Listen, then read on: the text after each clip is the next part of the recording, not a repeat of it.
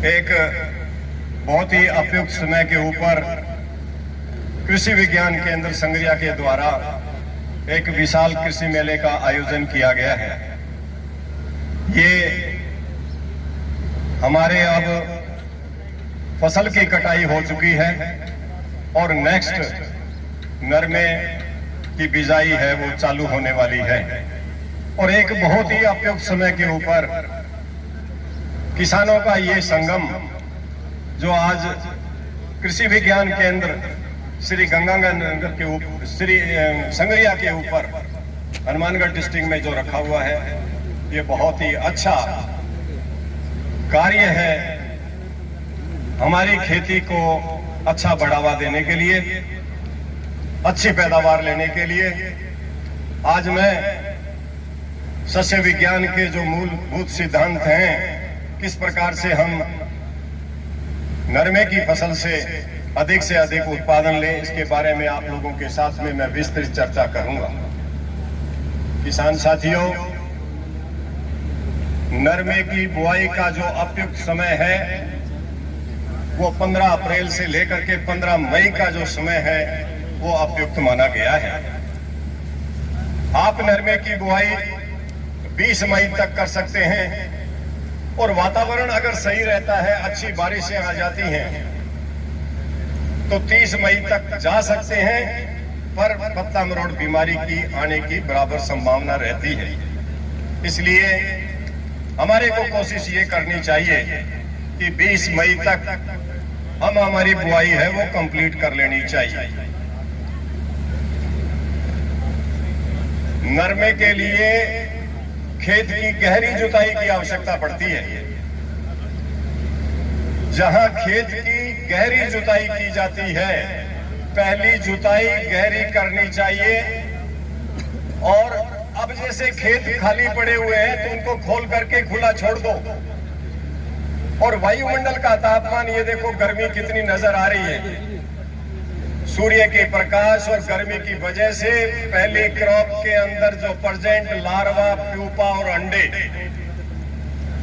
सारे के सारे इस गर्मी से किल हो जाते हैं, मर जाते हैं। और हमारा आईपीएम का फर्स्ट मैंडेट यही था कि भाई गहरी जुताई करें, खेत को खुला छोड़ दें और सूर्य की गर्मी से सारे के सारे जो पहली फसल के उस जगह के ऊपर विद्यमान जो लार्वा, प्यूपा और अंडे सब नष्ट हो जाते हैं और हमारा जो रसायनों का जिसके द्वारा हम आगे कीट के नियंत्रण की जो बात करते हैं काफी हद तक है वो कंट्रोल हो जाती है। इसलिए गहरी जुताई बड़ी आवश्यक है। नरमे की जड़ नीचे की गहराई तक जाती है और नीचे की लेयर से पोषक तत्वों का अवशोषण करती है। दूसरी बात, किसान साथियों, 100 mm डेप्थ का पानी पहला लगना चाहिए। अगर आपके खेत के अंदर उथली जुताई हुई तो लास्ट में जाकर के नरमा है वो 60 मारता है। इसलिए खेत की गहरी जुताई आवश्यक है। 100 mm डेप्थ का पानी लगता है और जब 100 mm डेप्थ का पानी लगेगा तो आसपास का जो वातावरण है वो नम बना रहता है। हमारी फसलें चलती हैं, अन्यथा उखड़ जाती हैं गर्मी की वजह से। और जब फसलें उखड़ती हैं तो दोबारा आपको रीसोइंग करने की नौबत आ जाती है, क्योंकि गर्मी बहुत ज्यादा होती है। इसलिए हम कहते हैं कि पहला पानी 100 mm डेप्थ का लगाएं और फसल को अच्छी तरीके से चलाएं। अब आती है फसल का पाड़ा क्या रखना है। हमारे 2.25 फुट का पाड़ा है वो सुझाया गया है। पौधे से पौधे की दूरी 60 से 75 सेंटीमीटर आपको रखनी है। और जहां जमीन थोड़ी तकड़ी है वहां हमारी 2 स्पेसिंग हमने डिसाइड की। हमारे प्रयोगों के आधार के ऊपर हमने 2.25 फुट का पाड़ा रखो, 60 से 75 सेंटीमीटर तक पौधे से पौधे की दूरी रख सकते हो, या 108 सेंटीमीटर का पाड़ा रखें और पौधे से पौधे की दूरी है वो 60 सेंटीमीटर रखें। जहां जमीन तकड़ी वहां थोड़ा पाड़ा आप खुला कर लीजिए। जहां जमीन थोड़ी सी नर्म आपको दिखाई दे, ऐसी जगह के ऊपर आप 2.25 फुट वाला पाड़ा रख सकते हैं। पर मेरा एक क्वेश्चन आता है कि अभी हनुमानगढ़ रीजन के अंदर नाली वाले बेल्ट के अंदर काश्तकार पाड़ा चौड़ा भी रखते हैं, पर क्या होता है कई बार पानी लगा हुआ होता है, पौधे ने वेट ज्यादा ले लेते हैं और फसल के गिरने की संभावना भी बड़ी रहती है। तो अपना विवेक आप लोगों को काम में लेना चाहिए। कभी दूसरी स्पेसिंग भी यहाँ डिसाइड कर रखी है, 2.25 फुट का पाड़ा भी आप रख सकते हो, पौधे से पौधे की दूरी 60 से 75 सेंटीमीटर आप रख सकते हो। इन चीजों को आप चीज को ध्यान में रखना चाहिए कि भी मेरे को क्या खेत के अंदर स्पेसिंग रखूं जिससे हमें प्रति इकाई क्षेत्र से अधिक उत्पादन है वो मिल सके। नरमे की फसल के लिए 150 किलोग्राम नाइट्रोजन, 40 किलोग्राम फास्फोरस और 20 किलोग्राम जो पोटास है वो प्रति हेक्टेयर सिफारिश के अंदर है। दो तत्वों की बड़ी महत्ता है, फॉस्फेटिक फर्टिलाइजर और पोटेशिक फर्टिलाइजर। 40 किलोग्राम जो फॉस्फोरस है वो प्रति हेक्टेयर सिफारिश में है, 10 किलोग्राम फास्फोरस है वो आपके खेत के अंदर जाना चाहिए। वो आप सिंगल सुपर फॉस्फेट से देना चाहते हो तो 62.5 किलोग्राम बीघे का सिंगल सुपर फॉस्फेट आता है, और अगर डीएपी के द्वारा देना चाहते हो तो 22 किलोग्राम बीघे की डीएपी आती है। जो काश्तकार एनपीके देना चाहता है, 12-32-16 का प्रयोग करना चाहता है, उसकी मात्रा आती है 31 किलोग्राम बीघे की। आप लोगों को ये ध्यान में रखना चाहिए डीएपी वाली जो खाद है वो बुआई के लिए बनी हुई है, वो खड़ी फसल के अंदर डीएपी का प्रयोग नहीं करना चाहिए। प्राय काश्तकार बंधु क्या करते हैं, गेहूं के अंदर डीएपी का ऊपर से छिड़काव करते हैं। इस प्रकार से दिया गया जो डीएपी है हमारी वैज्ञानिक भाषा के अंदर मिट्टी के कणों के साथ में क्रिया करके भूमि के अंदर शिफ्ट हो जाता है डाई कैल्शियम फास्फेट्स और ट्राई कैल्शियम फास्फेट्स के रूप में, और हमारे द्वारा दिया गया पैसा व्यर्थ जाता है। काश्तकारों को बतौर सब्सिडी जो 2000 रुपए का बैग है वो 1250 और 1300 रुपए का मिलता है। तो आप लोगों को ये सोचना चाहिए कि भाई डीएपी का प्रयोग बुआई के समय में करें। अब मैं एक बात करता हूं, हमारा एक ओड़ा तो ये जा रहा है और एक ओड़ा ये जा रहा है। अब इस ओड़े के नीचे अगर आपने बीज डालना है, सीड कम फर्टिलाइजर ड्रिल से डीएपी का प्रयोग करना चाहिए जिससे बीज ऊपर गिरे, डाया वाली खाद नीचे पड़े, और यहां आपने अगर डाया डाली है, यहां मिट्टी के लेयर आए, यहां आपका बीटी नरमे का बीज गिरे तो इससे जो जड़ निकलेगी वो इस डीएपी के खाद के फास्फोरस अंश को लेगी। अन्यथा अगर आपने जुलाई माह के अंदर डीएपी का प्रयोग किया, यहां तो हमने नरमा लगा दिया, नरमे की जड़ यहां आ गई और इसकी जड़ यहां आ गई, और हमने हल के द्वारा जब जून माह के लास्ट के अंदर डीएपी का प्रयोग किया तो इसका नाइट्रोजन का अंश तो इस जड़ को मिल जाएगा, पर फास्फोरस का अंश मिट्टी के साथ में क्रिया करके जमा भूमि के अंदर हो जाएगा, हमारा पैसा व्यर्थ जाएगा। इसलिए आप लोगों को ये कोशिश करनी चाहिए कि डीएपी का प्रयोग करें, सीड कम फर्टिलाइजर ड्रिल के द्वारा करें, जिससे उसका संपूर्ण तत्व का उपयोग हो और हमारी फसल आगे चले। हमारे देसी नरमे में लोग बात कर लेते थे जुलाई माह के अंदर, पहले मन में क्या रहता है, कभी हमारा नरमा चले और उसके बाद में मैं डाया वाली खाद बीजूंगा। बीटी नरमे के साथ में इस तरीके से पॉसिबल नहीं है।